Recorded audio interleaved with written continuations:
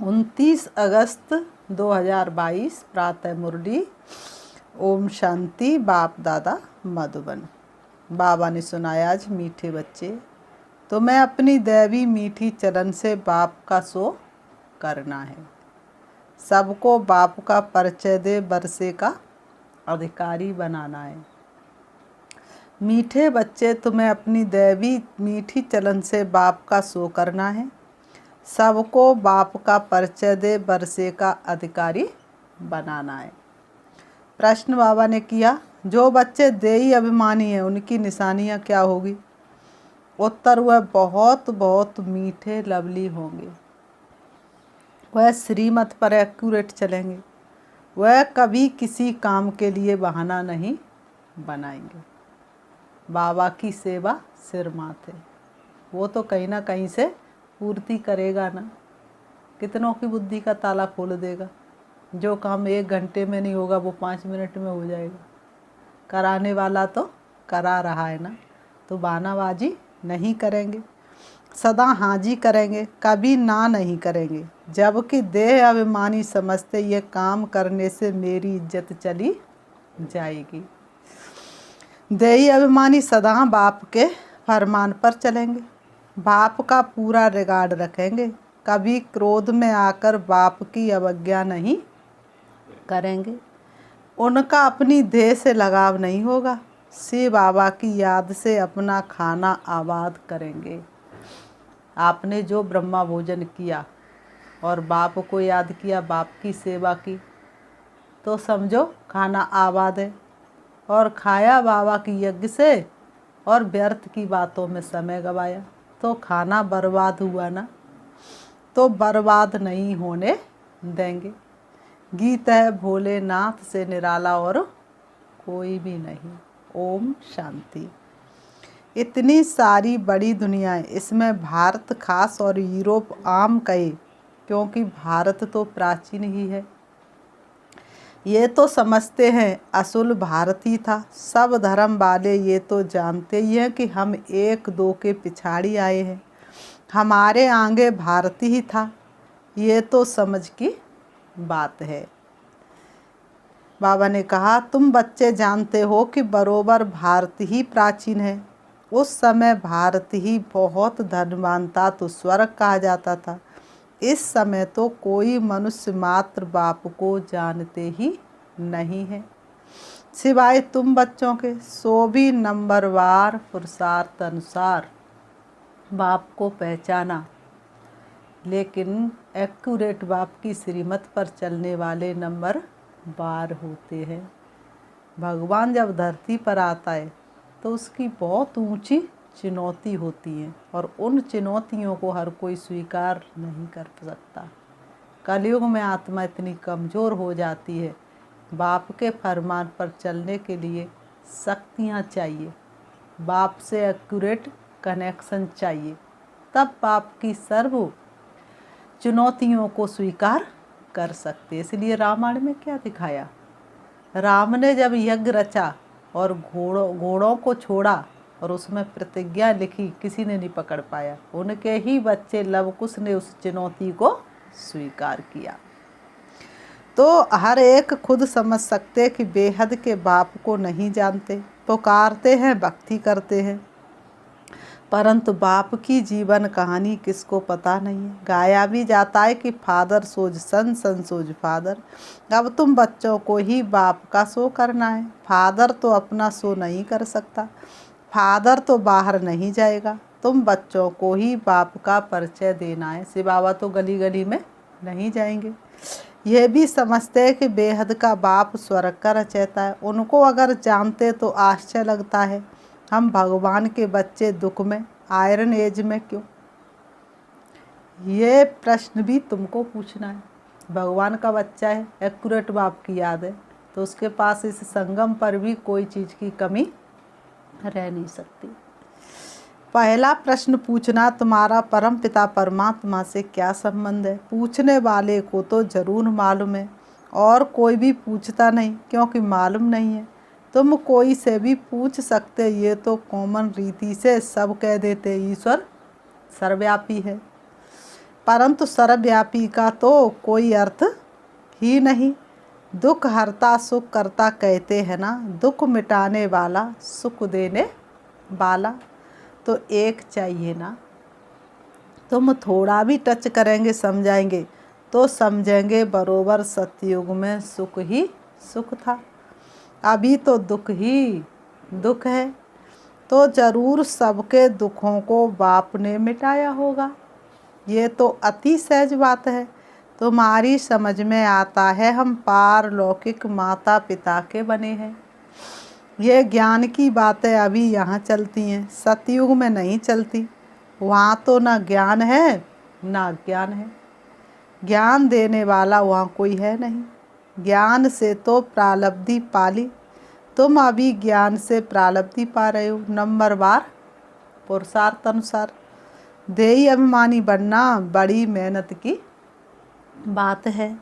शिव बाबा की सर्विस में जो तत्पर रहेंगे वही देही अभिमानी बन सकते हैं। देह अभिमान आ जाने से फिर उनसे वह खुशबू निकल जाती है। देह अभिमान आया तो फिर गुणों की खुशबू आएगी नहीं। उनकी चलन से ही, बाबा कहते उनकी चलन से ही सारा मालूम पड़ जाता है कि ये देह अभिमानी है। थोड़ी सी बात कही चेहरा पीला पड़ गया, कोई भी शब्द अंदर समा नहीं सकते, तो पता चलता है कि ये देह अभिमानी है। इनके अंदर अभी आत्मा का पार्ट पक्का नहीं हुआ है। गलती की, थोड़ा सा समझाया, तुरंत ही चेहरा पीला पड़ गया। देही अभिमानी बहुत मीठे लवली होते हैं।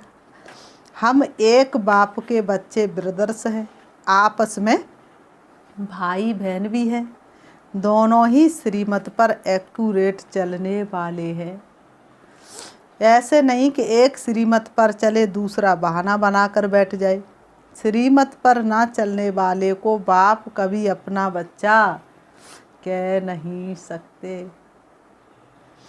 बाहर से भले बच्चे बच्चे कहते, परंतु अंदर में समझते कि ये नाफरमानदार है, ये क्या पद पाएंगे।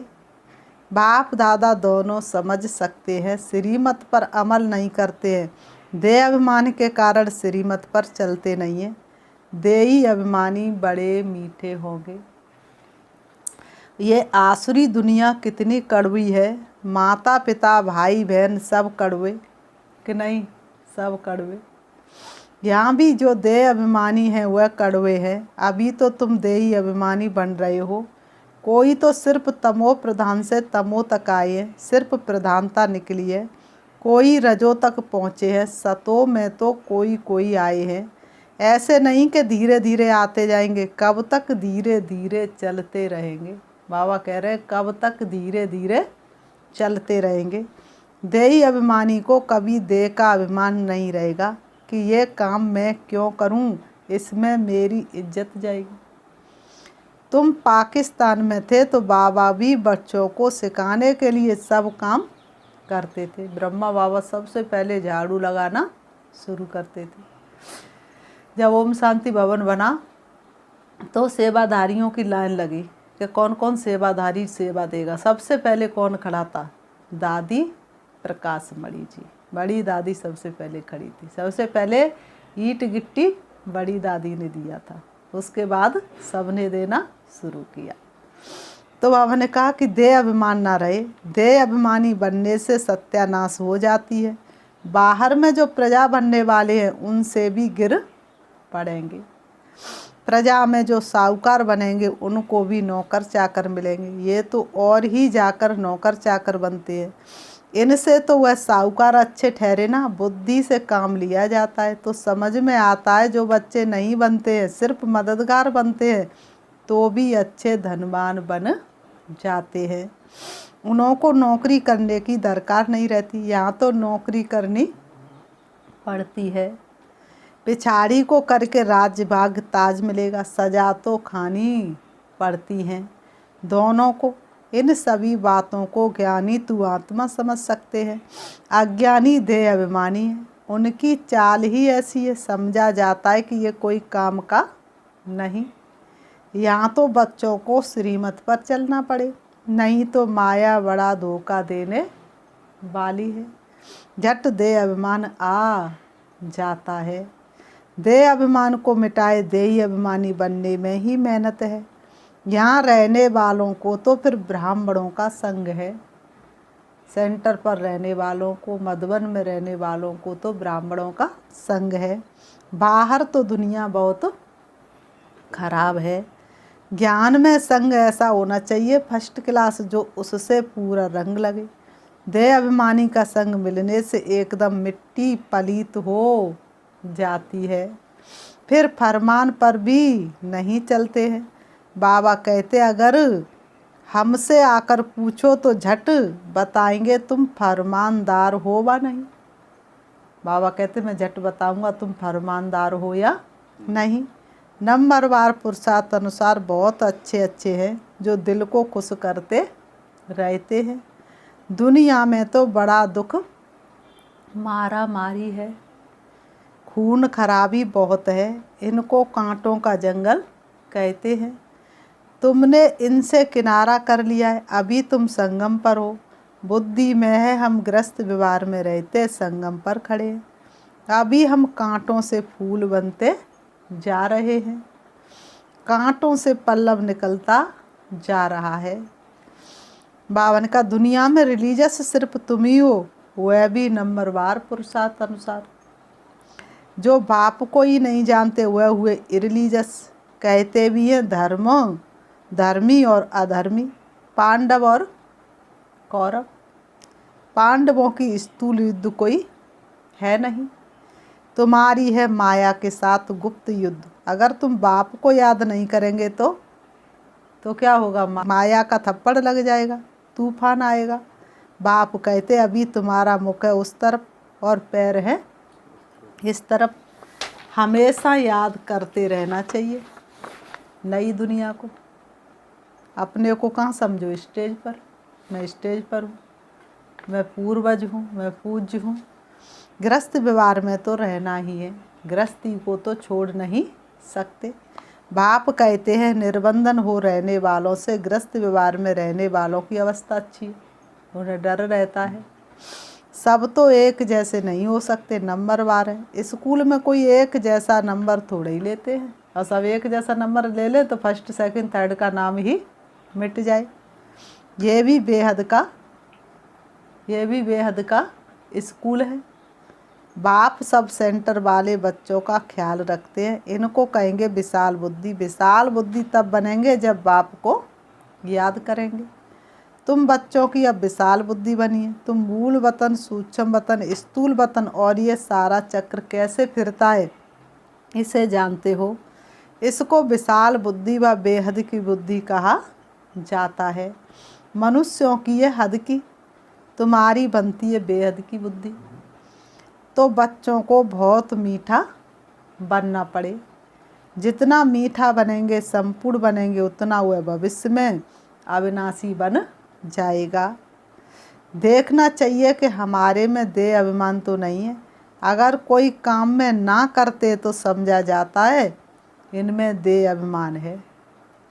कोई काम की कही और ना करी तो समझो इनमें देह अभिमान है। सतयुग में सब देही अभिमानी होते हैं, जानते एक पुराना शरीर छोड़ नया शरीर लेना है। परमात्मा का ज्ञान नहीं होता सतयुग में, लेकिन आत्मा का पूरा ज्ञान होता है। तो बाबा ने कहा यहाँ तो कितना रोते हैं, देह अभिमान है ना, इसलिए तो शरीरों को याद कर कर के रोते रहते हैं। देह पर बहुत प्यार है, तुम बच्चों के लिए ये दुनिया जैसे है ही नहीं। अशरीरी आए थे अशरीरी बन जाना है। बेहद का बाप बच्चों को पढ़ाते हैं, उनका कितना रिगार्ड रखना चाहिए। बंदर किसका रिगार्ड नहीं रखता। बाबा ने कहा बंदर किसका रिगार्ड नहीं रखता, हाथी को भी गुर गुर करेगा। तो जो अंदर के कड़ुए रहते उनको बाप सपूत थोड़ी कहेंगे इससे तो बाहर रहने वाले अच्छे हैं। रिगार्ड तो रहता है, ये भी ड्रामा ही कहेंगे। आज अच्छा चल रहा है, कल माया का तूफान लग जाता है। समझते नहीं कि हम कोई तूफान में हैं। बड़े बड़े को भी तूफान तो लगते हैं ना, बड़े बड़े को भी तूफान लगते हैं ना, फिर भी ड्रामा कहा जाता है। माया तो किसी को छोड़ने वाली है नहीं, सबकी नवज देखती रहती है। हम शिव बाबा से बरसा लेते ये भूलने से खाना, बाबा ने कहा हम शिव बाबा से बरसा लेते ये भूलने से खाना बर्बाद हो जाता है। बाप की याद भूली और खाना बर्बाद हुआ। खाना आबाद होगा शिव बाबा के भंडारे से, इनको भूला तो झोली खाली हो जाएगी। प्रजा में भी साधारण पद पाएंगे, सजा तो बहुत खाएंगे। खुद छोड़ने से फिर औरों को भी संशय बुद्धि बनाते। खुद छोड़ते बाप को तो फिर दूसरों को भी भड़काते, औरों को भी संशय बुद्धि बनाते हैं। बाबा को तो तरस पड़ता है परंतु माया का बार सहन नहीं कर सकते हैं। उस्ताद सिखलाते तो बहुत है, अचल अडोल रहना है। नहीं रहते तो बाबा समझते अर्जुन सिल्वर एज तक भी नहीं पहुँचे हैं। बंडर लगता है ज्ञान पूरा न होने कारण, से बाबा से योग ना होने कारण गिर पड़ते हैं। तूफान तो क्या क्या लगते हैं।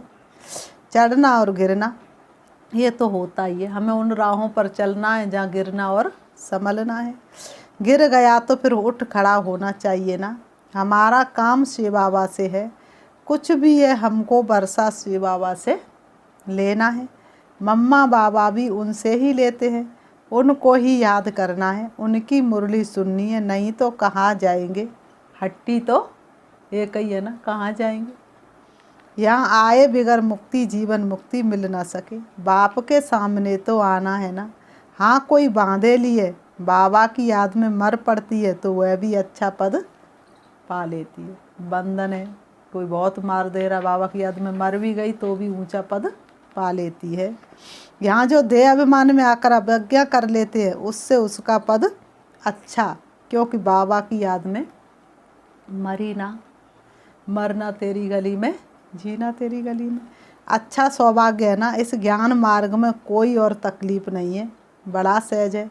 यहाँ देही अभिमानी बहुत बनना है, बहुत देह अभिमान में रहते हैं। बाबा तो और कुछ कहते नहीं, सिर्फ दिल से अंदर तरस पड़ता है। शिव बाबा के भंडारे से शरीर निर्वाह करते हैं, यज्ञ की संभाल कुछ नहीं करते। बाबा ने कहा खा कहाँ से रहे, शिव बाबा की यज्ञ से, और यज्ञ की बिल्कुल संभाल नहीं करते तो पद क्या पाएंगे। इस यज्ञ की तो बाबा ने कहा इस यज्ञ की तो बहुत संभाल करनी है, इस यज्ञ की तो बहुत संभाल करनी है। जहाँ भी सेंटर्स स्थापन होते हैं वह शिव बाबा का ही यज्ञ है। बाबा ने कहा यज्ञ रचने के लिए सिर्फ 3 पैर पृथ्वी चाहिए बस। कोई बूढ़े हैं खुद समझा नहीं सकते, अच्छा फिर कोई बहने व भाई को बुलाओ, एक छोटा कमरा बना दो और बोर्ड लगा दो, बड़ा पुण्य का काम है। अभी कलयुग विनाश सामने खड़ा है। बाप से ज़रूर स्वर्ग का वर्षा लेना है। स्वर्ग का वर्षा मिलता ही है संगम पर, जबकि पुरानी दुनिया ख़त्म होती है, नई दुनिया स्थापन होती है। संगम पर वर्षा मिलता है जो फिर भविष्य के लिए अविनाशी हो जाता है। तुम बहुत समझा सकते हो, सिर्फ 3 पैर पृथ्वी चाहिए बस। 1-2 को उठाया तो भी अहो सौभाग्य। बाबा कह रहे 1-2 को उठाया तो भी अहो सौभाग्य। तुम एक ही मंत्र देते हो, मन मनावो। सिर्फ कहते हो बाप को याद करो तो अंत मति सो गति हो जाएगी, सदगति हो जाएगी। बाप स्वर्ग का खजाना देते हैं। बाबा ने कहा कौन सा खजाना है बाप के पास? स्वर्ग का। सुना बस बुद्धि में बैठा। स्वर्ग में आने लायक बन गया, जगह देने वाले को हक मिल जाता। जिसने जगह दी तो उसको हक मिल जाता है। बाबा इतना सहज करके बताते हैं। कोई को सुखधाम का रास्ता बताओ, प्रजा बनी वह भी अच्छा, नंबरवार बनते जाएंगे। 3 पैर पृथ्वी का मशहूर है, इससे तुम विश्व के मालिक बनते हो। प्रजा भी कहेगी ना हम विश्व के मालिक हैं। ये मकान भी 3 पैर पृथ्वी है ना, ये मकान भी 3 पैर पृथ्वी है ना।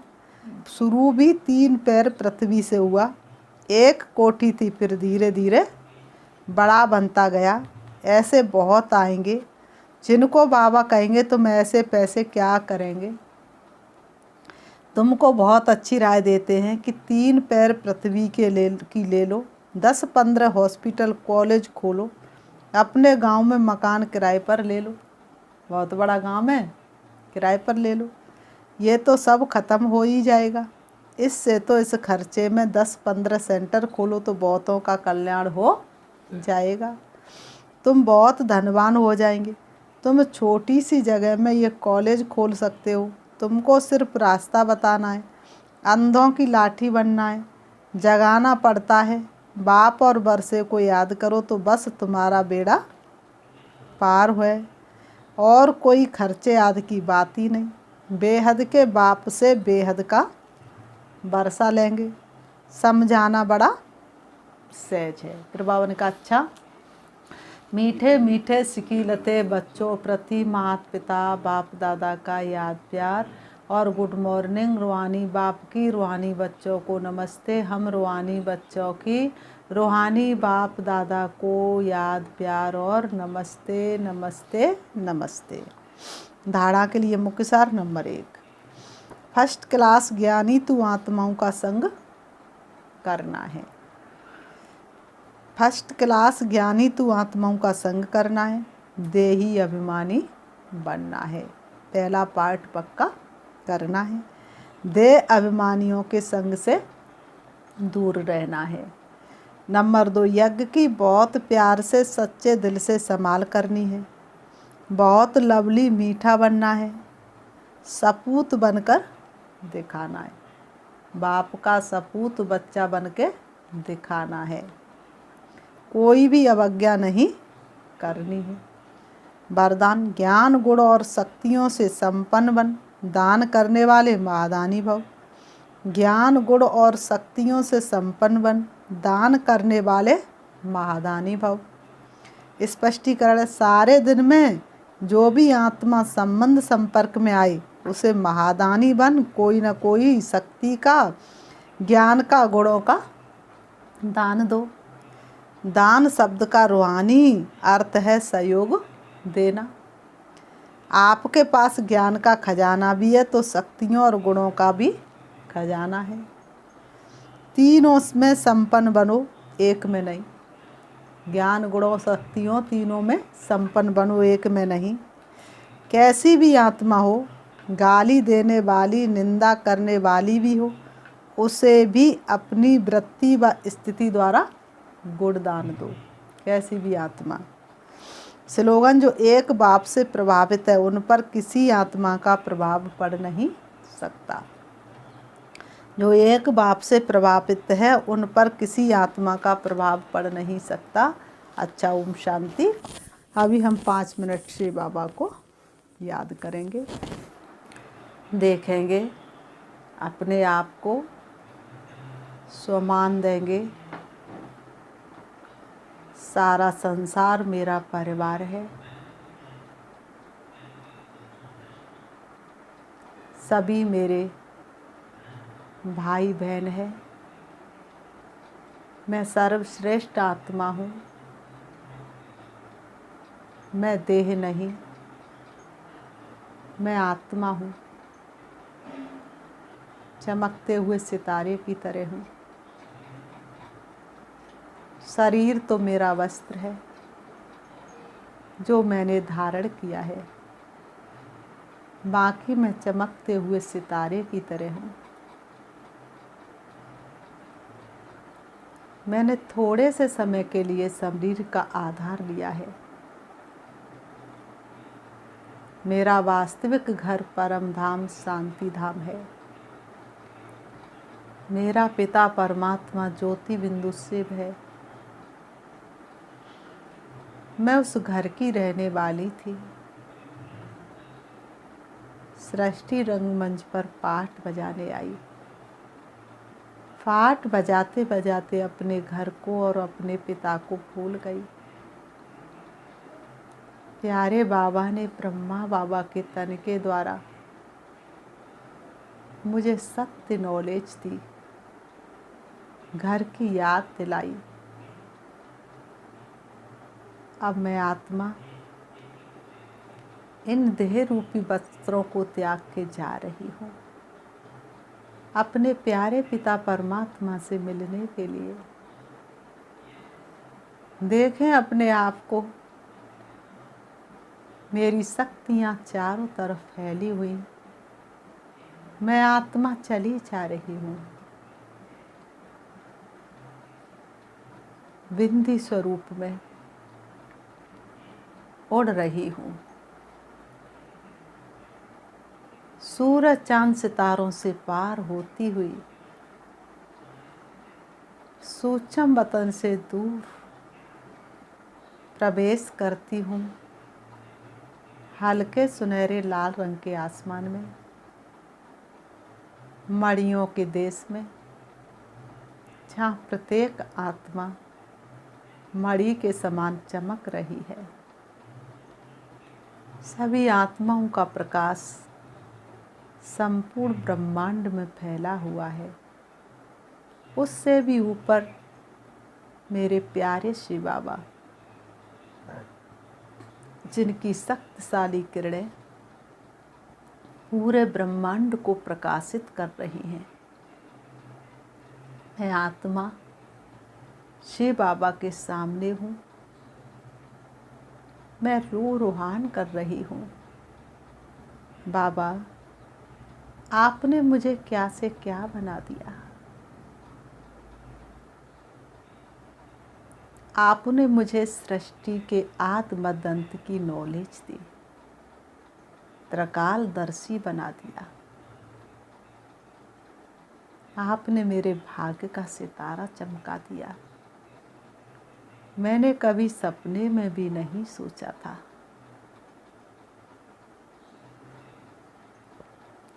बाबा से रोहान करके मैं आत्मा परम धाम से नीचे, सूक्ष्म वतन से भी नीचे, तारागढ़ से भी नीचे, चंद्रमा से भी नीचे, सूरज से भी नीचे आ जाती हूँ सृष्टि रंगमंच पर।